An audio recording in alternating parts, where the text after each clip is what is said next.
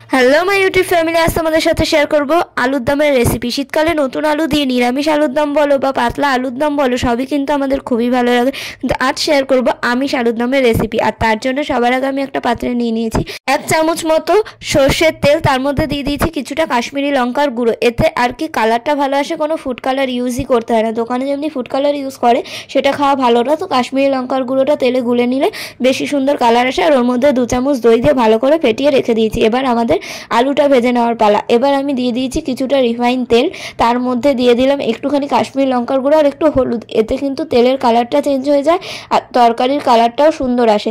তো এবার দিয়ে দিচ্ছি আমি আলুগুলোকে ছাড়িয়ে নিয়েছি। আগে থেকে চাইলে তোমরা সিদ্ধও করে নিতে পারো, কিন্তু আলুগুলো যেহেতু ছোট ছোট ছিল, আমি গোটা গোটা আলুই আজকে রান্না করে দেখাবো। তো সবার আগে আলুগুলোকে ভালো করে ভেজে নিতে হবে। ভাজা হয়ে গেলে এর মধ্যে দিয়ে দেবো আমি পরিমাণ মতো নুন। ভালো করে নুন দিয়ে আলুটাকে লাল লাল করে আমি ভেজে নেবো, তাতে আলুর দমের টেস্টটা বেশি ভালো হবে। আর ভালো করে ভাজলে তবেই এর ভিতর নুন হলুদ মশলা সব ঢুকবে। চাইলে তোমরা আলুগুলোকে কেটেও রান্না করতে পারো, কিন্তু আমার মনে হলো আজ গোটা আলু দিয়ে আলুর দম করবো। তারপর ওই তেলের মধ্যে 2টো শুকনো লঙ্কা, তারপর দিয়ে দেবো দারচিনি, এলাচ, লবঙ্গ, কথায় গোটা গরম মশলা, শুকনো লঙ্কা আর জিরে ফোড়ন দিতে হবে। গোটা জিরে এখানে আমি ফোড়ন দিয়েছি অল্প একটু। ফোড়ন দিয়ে ভালো করে ভেজে নিতে হবে। আর যখন এই গরম মশলা থেকে সুন্দর স্মেল আসবে একটা, তখনই এর মধ্যে অন্যান্য মশলা দিতে হবে। আর তারপর এটাকে ভালো করে ভেজে নিতে হবে।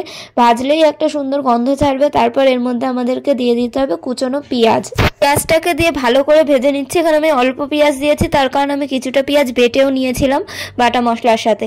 তো সেই কারণে এখানে আমি একটা মিডিয়াম সাইজের পেঁয়াজ দিয়েছি। দিয়ে ভালো করে ভেজে নিলাম। যখন গোল্ডেন ব্রাউন করে ভাজা হয়ে যাবে, এখানে দিয়ে দিতে হবে কাঁচা লঙ্কা, শুকনো লঙ্কা, আদা, রসুন, সামান্য পেঁয়াজের একটা পেস্ট। সেই পেস্টটাকে দিয়ে ভালো করে কষিয়ে নিতে হবে। যখন এরকম তেল ছাড়বে তখন এর মধ্যে দিয়ে দিতে হবে নুন আর হলুদের গুঁড়ো। দিয়ে ভালো করে নেড়েচেড়ে আবারও কষিয়ে নিতে হবে। আর ভালো করে কষানো হয়ে গেলে এর মধ্যে দিয়ে দিতে হবে টমেটো কুচি। টমেটোটাও চাইলে পেস্ট করে দিতেই পারো, কিন্তু আমি এখানে কুচনো টমেটোটাই ইউজ করছি। দিয়ে ভালো করে নেড়েচেড়ে টমেটো সিদ্ধ হওয়া অবধি কষিয়ে নিতে হবে। তারপর এর মধ্যে দিয়ে দিচ্ছি ধনে, জিরে আর লঙ্কার গুঁড়োর একটা পেস্ট, মানে আমি জলে গুলে সামান্য তারপর এর মধ্যে ব্যবহার করছি, তাতে মশলাটা পুড়বেও না আর টেস্টও ভালো হবে। দিয়ে আবারও ভালো করে কষিয়ে নিতে হবে। আর যখন এটা কষানো হয়ে যাবে, সামান্য তেল ছাড়বে, তখন এর মধ্যে দিয়ে দিতে হবে দই, কাশ্মীরি লঙ্কা আর তেলের যে পেস্টটা ছিল সেইটা। তো এটা দিলে কালারটা এত সুন্দর আসবে তোমরা ধারণাও করতে পারবে না। কখনো মাংস রান্না করলে বা এরকম আলুর দম রান্না করলে এভাবে দই আর কাশ্মীরি লঙ্কা তেল গুলে দিয়ে দেখবে কালারটা সত্যি পুরো দোকানের বাক্সর মতো হবে। তো খেতেও খুব ভালো লাগবে। মাঝে মাঝে এরকম মশলাদার খাবার খাওয়াই যায়। আর আজকের আলুর দমটা আমি বানাচ্ছিলাম, আমরা সবাই মিলে একটু ঘুরতে যাচ্ছি বাড়ির লোকেরা, তো সেখানে আলুর দমটা নিয়ে যাবো। তো তার জন্যই আলুর দমটা বানানো। আর দেখতেই পাচ্ছ কি সুন্দর কালার এসেছে আর কিরকম তেল ছেড়েছে আলুর দমটার মশলা থেকে। এরপর এর মধ্যে দিয়ে দিতে হবে আমাদের ভেজে রাখা আলুগুলো। আর মশলাটা কিন্তু বেশ ভালো করে কষিয়ে নিতে হবে। যত ভালো কষাবে খাবারের টেস্ট ততটাই ভালো আসবে। এখন কষানো হয়ে যাবে, এর মধ্যে আমি দইয়ের বাটিটা ধুয়ে একটু জল দিয়ে দিলাম। দিয়ে ভালো করে নেড়েচেড়ে মিশিয়ে নেব, যাতে পুড়েও যাবে না, মশলা আস্তে আস্তে ভালোভাবে কষানো হবে। তারপর এর মধ্যে দিয়ে দিতে হবে ভেজে রাখা আলুগুলো। এর মধ্যে কালারটা তো ভালো বোঝা যায় না, কিন্তু তাতেও দেখতে পাচ্ছ কতটা লাল লাল লাগছে।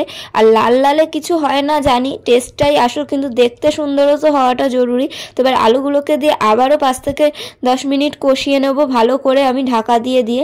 কিন্তু খেয়াল রাখতে হবে যাতে তলায় লেগে না যায়। যদি মনে হয় লেগে যাচ্ছে তাহলে একটু জল দিয়ে দিতে পারো। এখানে আমি 1 বাটি গরম জল দিয়েছি। আর আমি যেহেতু ঝোল বেশি রাখবো না, সেই কারণে ছোট বাটির মিডিয়াম সাইজের বাটির 1 বাটি জল দিয়েছি। আর এখানে ভালো করে নেড়েচেড়ে মিশিয়ে নিতে হবে। 10 মিনিট ফুটিয়ে নিলেই তৈরি আমাদের আলুর দম। আর দেখতেই পাচ্ছ কতটা কষা কষা, কতটা টেস্টি দেখতে লাগছে, আর কালারটাও কত সুন্দর। বাড়িতে একবার ট্রাই করে দেখো, খুবই ভালো লাগবে। আজকের রেসিপিটা ভালো লাগলে লাইক, কমেন্ট, শেয়ার, সাবস্ক্রাইব করে দিও। সবাই সুস্থ থেকো, ভালো থেকো। আজকের মতো টাটা।